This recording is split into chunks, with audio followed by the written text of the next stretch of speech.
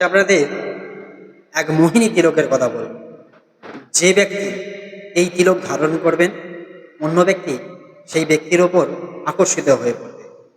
পুরুষ মহিলাকে, মহিলা পুরুষকে আকর্ষণ করতে পারবেন, শাশুড়ি বৌমাকে, বৌমা শাশুড়িকে আকর্ষণ করতে পারবেন, কোনো নেতা পাবলিককে আকর্ষণ করতে পারবেন। এটা বানাবেন কিভাবে, কি করবেন? যে কোনো বৃহস্পতিবার চলে যান শ্রীকৃষ্ণের মন্দিরে, গিয়ে একটা গাঁদা ফুল ওই ভগবানের চরণে দিয়ে চলে আসুন। পরের দিন মানে শুক্রবার আবার ওই ফুলটি নিয়ে চলে আসুন। নিয়ে এসে একটু হলুদের সঙ্গে ওই ফুলটা পিষিয়ে নেবেন। যেটা তৈরি হবে সেটাই মোহিনী তিলক। এটা এমন এক তিলক আপনার জীবন পাল্টে দেবে। আপনি কপালে লাগিয়ে বাইরে বেরোবেন, আপনার মান সম্মান প্রতিষ্ঠা পাওয়ার বেড়েই যাবে। আমাদের ভারতবর্ষে এক গুরুত্বপূর্ণ নেতা আছে, যার নাম আমি সোশ্যাল মিডিয়া বলছি না। উনি এই তিলক ব্যবহার করেন।